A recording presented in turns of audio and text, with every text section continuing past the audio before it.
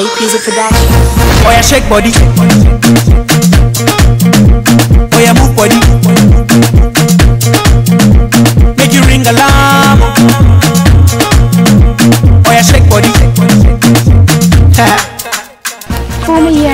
Live. The Palace of Superhits, 3SP International Limited, at it again with another top notch.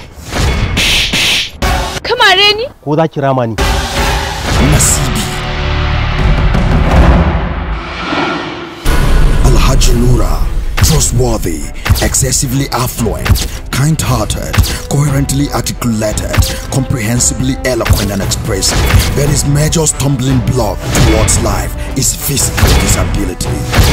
Na ɗauka rauni ga sufa illa ne ga soyayya. Nasibi, PA, honest, stylishly elegant, well-dressed and well-proportioned, in endless quest for love. A yanzu ba faɗa na zo ba a gidan nan.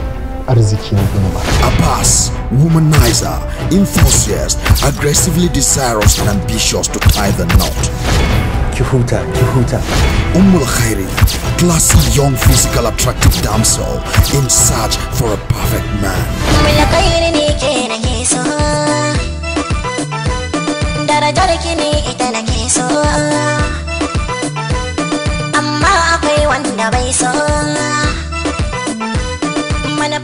Na samu alhaji sai dai na yi asarar abin da ya fi soyuwa a gare ni na daga kalmominsa masu rayar da zakata.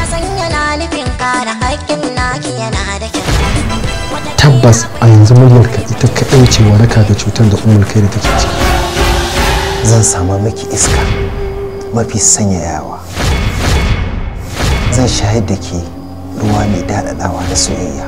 Sannan ni da ke za mu rayu a wata duniya ta daban mai haskakawa.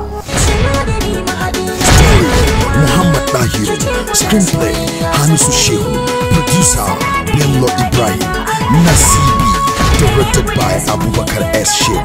Nasibi.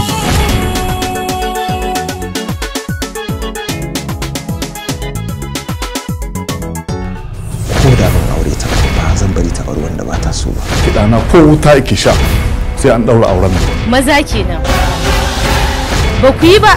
Huta idan kuka nemi hutun, idan ba ku nema ba kun samu bala'i.